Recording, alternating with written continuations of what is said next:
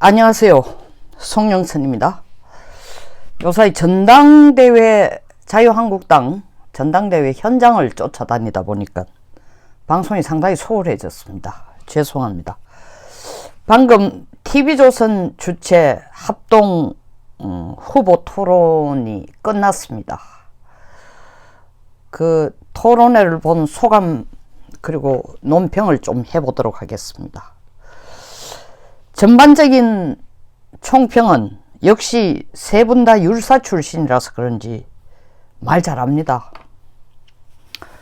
임기응변에도 별로 안 밀리고 물론 준비를 많이 했겠죠. 그런데 어쨌든 간에 뭐 시간 지키고 그리고 질문에 대한 답도 나름대로 아주 큰 무리 없이 잘 하셨어요. 특히 눈에 띄는 거는 이 세 개의, 제가 지금 순서 없이 얘기를 하고 있습니다. 각각 후보들에게 그 세 개의 악플을 골라내서 여기에 대해서 어떻게 반응하는지 사회자가 시간을 주면서 4분 시간을 주면서 답변을 하라고 했습니다. 눈에 띄는 거는 김진태 후보에 대해서 세 가지 악플 중에서 하나가 여기서 논의하고 싶은 거는 김진태는 제2의 트럼프다. 본인도 이것을 최고의 찬사로 받아들였어요. 저도 이건 악플로 안 보입니다. 이 트럼프를 또랑이나 미친 사람으로 보는 사람이 이게 악플이지. 트럼프 능력이 있습니다.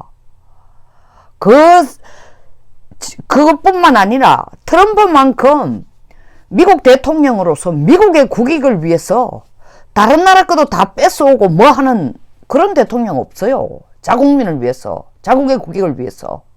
나는 우리 대통령도 좀 그랬으면 좋겠어요. 마음씨 좋은 아저씨 무슨 의미가 있어요. 내 새끼 내 국민들이 다 배고픈데 트럼프 방위비 쥐어짜서 우리한테는 덕이 안 되지만 짜가는 거 보세요. 또 더더구나 김진태 후보를 제2의 트럼프로 비유한 것은 제가 볼 때는 뭐 완전히 독재적이고 아집이 강하고 이런 식으로 본 건지 몰라도 이건 악플 아니에요. 그 김진태 후보가 이 악플도 아니고 김진태 후보 자신도 이것을 이거 악플 아니다.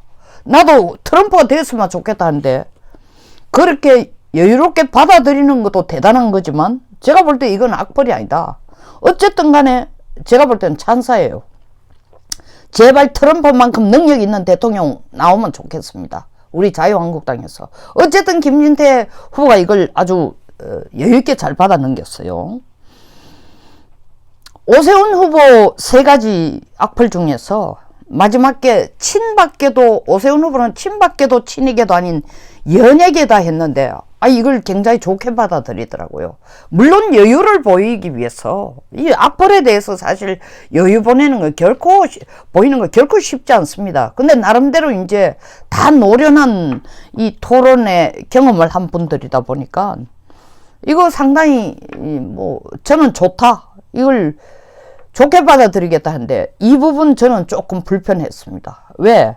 친밖에도 친이게도 아닌 연예계라는 것은 당신은 정치적 신념보다는 거칠에 치중하고 인기에 영합하기 위해서 이리 갔다 저리 갔다 한다는 뜻으로밖에 해석이 안 되는데 물론 자기의 당황함과 불편함을 감추기 위해서 그리고 또 국민들에게 버럭하는 모습을 안 보이려고 이거 저는 좋게 생각한다 할지 몰라도 어쨌든 이건 아픈 비난인 건 틀림이 없습니다. 좋은 사이드보다는 인물이 잘생겼으니까 연예계라고 하는 것을 친밖에도 아니고 친이게도 아닌 연예계다 하는 것을 본인은 자기가 미남이라고 하는 거로 받아들이고 감사하다고 하는지는 모르지만 어쨌든 이 지적은 당신은 정치적 신념이 있는 사람보다 인기 영합에 의해서 왔다 갔다 하는 사람이다라는 것으로 아픈 지적을 하는 거로 느꼈습니다. 저는 봤습니다. 그 다음에 황교안 후보에 대해서는 세 가지가 나오는데 첫 번째가 제2의 당신 반기문이 될 수 있다. 전 대답을 아주 잘했다고 봅니다. 왜냐하면은 나는 반기문처럼 당장 가다가 중간에 어려우면 그만두는 사람이 아닙니다라고 맞받아치기 전에 반기문도 상당히 국제적인 인물이고 대단한 리더십을 발휘한 사람이고 장점을 얘기를 다 했어요. 그리고 그러면서 끝에 가서 하는 얘기가 그러나 나는 반기문하고 다르다. 정치적인 결정에 있어서는 끝까지 간다라는 거죠. 그러니까 반기문이라는 사람을 폄하를 하지 않으면서 또 장점을 보여주면서 장점 보여주면 자기가 반기문처럼 비유되는 거 그 장점도 자기 장점으로 비유가 될 수 있죠. 그리고 그럼에도 불구하고 반기문하고 다른 것은 나는 선택 결정하기는 시간이 걸리지만 하면 나는 끝까지 간다라는 자기의 확신을 보여준 의미에서 이 굉장히 이 질문에 대해서 악플에 대해서 아주 여유롭게 넘어가지 않았나. 다음 문제로 넘어가기 전에 총평을 보면 세 분 다 이 율사 출신이니까 아주 매끄럽게 잘했지만 그럼에도 불구하고 오늘 토론을 보면 오세훈 후보가 좀 질문이 장황하고 이 당혹스러워하고 때에 따라서는 질문이 너무 길어지고 또 질문하는 과정에 자기의 업적이나 자기 입장을 너무 길게 설명하다가 정작 질문의 포인트를 놓치는 그런 안타까운 모습을 좀 보여줬습니다. 거기에 비해서 김진태 후보는 나이에 비해서 굉장히 좀 여유롭고 자신감 있는 그런 토론의 태도를 보였어요. 그리고 황교안 후보는 굉장히 침착하고 그러나 어떻게 보면 약간 좀 무거운 느낌이 들고 김진태 후보가 이렇게 잽을 날리는 데 비해서 이 오세훈 후보는 잽을 날리는데 잽을 날리고는 훅을 얻어맞는 그런 경우가 꽤 있었어요. 그 김진태 후보는 가벼운 잽을 날리는 이런 모습을 보이는 데 비해서 황교안 후보는 좀 둔탁해 했습니다. 무거웠습니다. 좋게 말하면 신중하고 아주 침착하지만 역시 정치적인 답변보다는 정부의 행정과 같은 답변, 특히 이 문제는 예를 들자면 김진태 후보가 경제 문제를 질문했을 때 황교안 후보의 답이 굉장히 좀 제가 봐도 두리뭉실했습니다. 노사간에 뭐 현대형이냐 뭐 광주형이냐 뭐 군산형이냐 하고 묻는데도 노사간의 협력을 잘 이루어내야 된다는 굉장히 좀 어떻게 보면 좀 궁색하기도 하지만 원칙적인 답변을 하는 게 조금 안타까웠습니다. 그 다음에 생각이 같은 안보 문제에 넘어와가지고 생각이 같은 다른 이런 그룹으로 확연하게 보여진 게 뭐냐면은 양심적 병력 거부에 대해서 이 김 후보와 황 후보는 생각을 같이 했습니다. 양심적 병력 거부를 넘어서서 신념적 병력 거부라 해서 완전히 병력 자체에 대한 뚝을 무너뜨리고 병력 임무에 대한 뚝을 무너뜨리는 정책을 쓴다. 이거에 대해서 어떻게 생각하냐. 뭐 토론의 여지가 없이 두 분은 생각을 같이 하고 있었는데 물론 이 질문을 김진태 후보는 오세훈 후보한테는 안 물었습니다. 그러나 김진태 후보가 안보 문제에서 핵 문제를 오세훈 후보가 핵 문제를 김진태 후보가 아니라 오세훈 후보가 핵 문제를 가지고 김진태 후보에게 질문을 했어요. 우리도 핵 개발하는 게 옳다고 생각한다. 특히 야당 지도부로서는 이런 것을 실제로 행동을 하지 않더라도 이런 압박을 중국이나 미국에 넣을 필요 있다라고 했는데 김진태 후보도 거기에 대해서 동의한다 했는데 황교안 후보는 나는 찬성하지 않는다 했는데 여기에 대해서는 제 개인 견해를 좀 말하고 싶습니다. 오세훈 후보나 특히 오세훈 후보가 그렇게 해야 할 이유를 설명하면서 우리가 핵을 개발한다 해야 중국이 우리 핵 개발하는 걸 불편하게 생각해서 북한에게 비핵화 압박을 넣을 거다 하는데 그 분석은 아주 잘못된 겁니다. 중국은 북한 비핵화를 원치 않습니다. 만약에 우리가 핵을 개발한다 하면 사드 때와 같은 그런 식으로 우리를 경제적으로 압박할 겁니다. 무역관계를 엉망으로 하고 그리고 더더구나 2017년 10월 31일 우리 강경화 장관과 중국의 왕이 부장 사이에서 합의해 놓은 게 뭡니까? 우리는 사드도 더 이상 가져오지 않고 그리고 사드 지금 설치해 놓은 현장에도 와가지고 조사하겠고 그리고 미국과의 MD도 개발하지 않겠다고 우리가 약속해 놔놓고 우리 스스로 약속을 깨고 이걸 핵을 개발한다 하면은 중국이 이것을 중국에게 하나의 위협으로 느껴가지고 북한이 핵을 폐기하는 비핵화를 가도록 중국이 북한에 압박을 넣을 거다. 이건 아주 잘못된 계산이에요.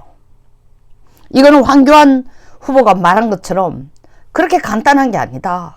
우리가 핵 개발할 수 있는 게 아니다. 국제적인 환경에서 우리가 핵 개발할 수 있는 상황이 아니다.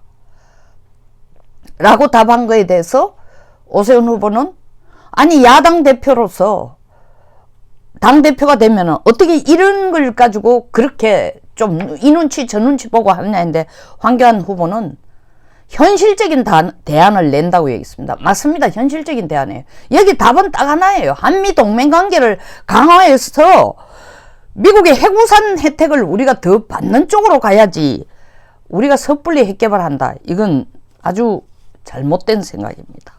그 다음 이민 문제에 대해서는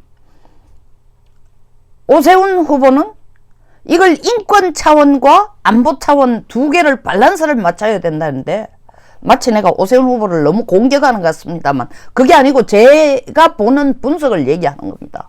이것도 아주 잘못된 겁니다. 여기에 황교안 후보가 답변한 게 뭐냐면은 우리가 처한 독특한 대한민국이란 국가가 처한 독특한 안보 환경 때문에 우리는 인권이라는 문제를 생각하면서 이민을 받아들였으면 안 된다. 여기에 대해서 굉장히 엄격해야 된다. 맞습니다. 영국이 브렉시트를 지금 추구하고 있는 여러 가지 이유 중에 첫 번째 이유가 뭐냐? 이민을 막으려고 하고 있습니다. 이민이라는 건 노동력이 부족한 국가에게는 하나의 활성화가 되고 노동력을 확장시킬 수 있는 큰 경제적인 하나의 자산이고 변수이지만 이민을 잘못 받아들였을 때 이것이 가져오는 사회적 정치적 혼란, 경제적 혼란 뒷감당이 안 됩니다. 트럼프가 왜 멕시코 국경 장벽을 세우려고 저 난리를 칩니까? 다 이유가 있습니다. 일본은 노동력이 지금 일본 인구가 1억 약 4천입니다. 그런데 이게 일본 인구가 2050년에 되면 1억 800으로 줄어듭니다. 800만을 줄어듭니다. 그런데도 일본이 자기들이 가장 절실한 게 가장 급격하게 노령화가 되고 있는 사회이기 때문에 노령화 국가가 되고 있기 때문에 이민을 들여와야 됩니다. 근데 일본은 이민 들여오는 데서는 아주 신중해요. 그래서 최근에 한국 학생들에게 조합을 주는 이유가 우리가 이뻐서가 아니에요. 그나마 반일 감정이 이렇게 크지만 일본의 정서를 이해하면서 또 지리적으로 가까우면서 가서 일을 하면서 일본을 별로 배반하지 않을 것 같은 그리고 문화적으로도 유사성을 갖고 있고 일본을 이해할 수 있는 한국을 갖다 놓는 게 무슬림이나 히스패닉들을 데리고 오는 거 혹은 흑인을 데려오는 것보다는 훨씬 낫다고 생각하기 때문에 우리한테 조합을 주는 거예요. 우리 같은 나라가 지금 요르단에서 오는 이민, 예멘에서 오는 이민, 중동의 테러리스트인지 뭔지도 모르는 이민을 인도적인 차원에서 받아들여? 지금 제주도에도 있죠. 우리 한국의 44,000명의 지금 이민들이 확정적으로 한국에서 정착하도록 결론이 안 난 이민이 44,000명입니다. 이 한국은요, 북한과 남북이 대치를 하고 북한이 테러리스트들을 지원하는 이 국가의 입장에서 이민 문제를 인도적인 차원에서 본다면 나라 끝납니다. 그래서 저는 이걸 이민 문제를 인권 차원에서 봐야 된다라는 이것이 오세훈 후보가 자기가 말하는 중도를 끌어들일 수 있는 수단인지 몰라도 이거는 정말 근시안적인 생각이다. 또 핵개발도 근시안적인 생각이다. 그 부분에 대해서는 제가 찬성할 수 없다. 그리고 황교안 후보의 생각에 대해서 절대로 찬성한다라는 얘기를 하고 있습니다. 그 다음에 또 이 양심적 병력 거부 이 부분에 대해서는 오세훈 후보는 직접적인 질문이 주어진 것도 답도 없습니다만은 이 부분에 대해서는 아까도 얘기했습니다만 김진태 후보와 황 후보가 이 부분을 확고히 하는 데 대해서는 굉장히 바람직했습니다. 그런데 이제 김진태 후보가 양심적 병력 거부나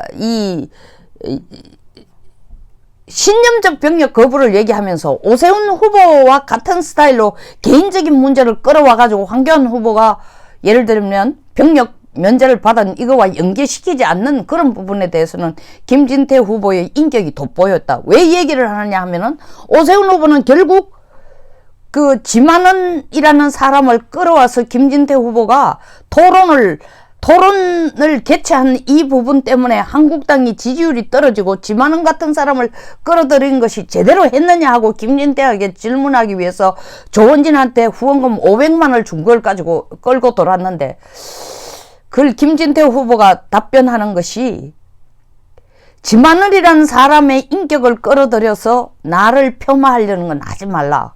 아주 제대로 되쳤습니다. 물론 저는 5.18 토론회를 이번에 이 시기에 개최한 것은 시점으로서는 저는 아주 잘못이라고 제 자신도 생각합니다. 왜? 나오자마자 지금 더불어민주당에 공격할 수 있는 우리의 변수, 김경수, 손혜원, 손석희 다 지하로 다 사라졌어. 수면하로 다 없어졌어요. 그리고 도리어 저기에게 명분을 준 거야. 이제 5.18 가지고 공격을 해가지고 5월달까지 이걸 물고 늘어져가 김경수 풀어 나오게 하려고 풀려 나오게 하려고 이걸 계속 우리의 목을 조을 거라는 겁니다. 그래서 이슈 자체의 문제보다 타이밍상 지금 이것을 들고 나온 게 과연 우리가 얻는 게 더 있었냐, 잃는 게 더 많았다는 거예요. 그럼에도 불구하고 어쨌든 그 부분을 오세훈 후보는 지적하려고 지만원이라는 사람을 김진태 후보에게 당신 그런 사람이 어떤 사람인지 배경은 하나 알지도 못하고 알았다면 당신 정말 옳지 않다. 그리고 몰랐다면 무능하다. 이렇게 공격을 했는데 그 사람과 김진태 후보의 인격을 연계시키려는 것은 좀 바람직하지 못했다. 이런 생각을 하고 있습니다. 그 다음 오세훈 후보가 제가 이러다 보니 오세훈 후보에 대한 토론에 대해서 좀 불만이 아니라 생각이 다른 부분을 너무 많이 지적하는 것 같습니다만 또 오세훈 후보 안보 분야에서 오세훈 후보가 작전권 횟수에 대해서 이 황교안 후보가 질문했습니다. 이 정부의 작전권 이양에 대해서 이 정부 생각을 이해하겠다. 그리고 찬성한다 해서 어떻게 그런 답을 할 수 있나? 그 논리가 뭐냐? 배경이 뭐냐라고 황 후보가 질문했을 때 오세훈 후보가 뭐라고 답을 했냐면은 뭔가 준비도 하나도 안 해놓고 굉장히 서둘러서 이 정부가 작전권을 이양받을 줄 알았더니 특히 남북 군사 합의 이런 걸 하는 거 보니까 많이 걱정했는데 정말 한미 간의 안보 연례 회의를 하는 거 SCM이나 이런 걸 하는 거 보니까 미래사를 건설하고 창설하고 이런 걸 보니까 이 정부가 제대로 준비를 해가면서 북한 핵에 대해서 우리가 대응할 수 있는 수준까지 그런 수준까지를 우리가 만들어 놓을 때까지 시차적으로 작전권 환수할 수 있다라는 태도를 이 정부가 갖고 있는 거 보니 좀 안심이 된다. 제대로 가고 있다라는데 그것도 아주 잘못 판단한 겁니다. 문재인 정부의 지금 목표가 뭡니까?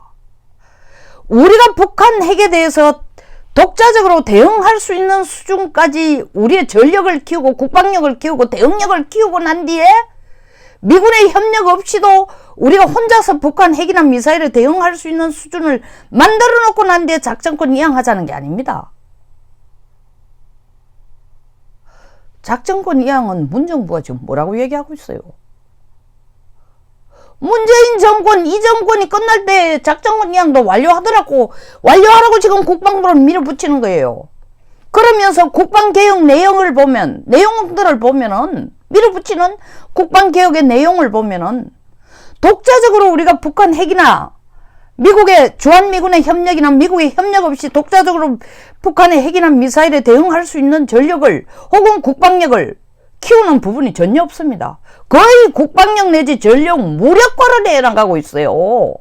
근데 뭘 보고 우리가 독자적으로 북한의 핵과 미사일에 대응할 수 있는 힘을 키우면서 시차적으로 우리가 작전권을 이양받겠다고 이 정부가 준비해가고 있다고 말하는지, 그거는 제가 볼 때 도저히 납득이 안 가는 거예요. 제대로 파악을 하지 못하고 답변을 하고 있는 게 아닌가.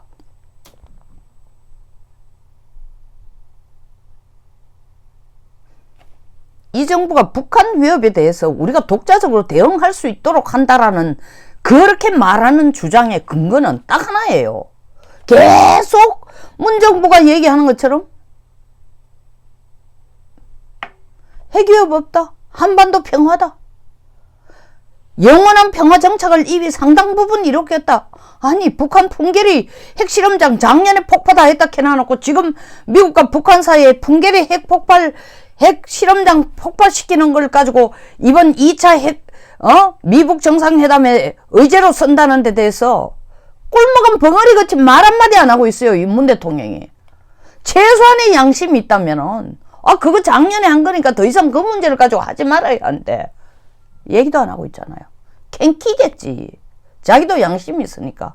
전 세계를 돌아다니면서 이미 북한 비핵화가 상당한 수준에 들어갔다고, 그렇게 홍보를 하고 돌아다녔으니까, 얼마나 홍보를 잘했으면 유엔에서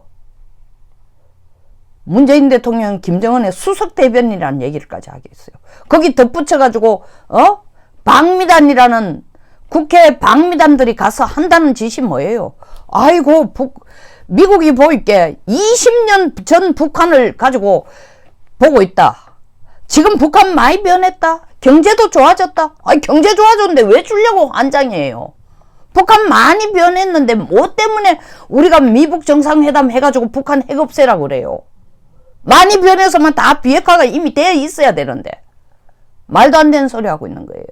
그러니까 이건 작전권 회수 내용에, 그리고 지금 남북 간의 군사력에 있어서 북한이 지금 하고 있는 군사력 증강에 대해서 전혀 모르고 하는 답이다라는 느낌밖에 안 들었어요.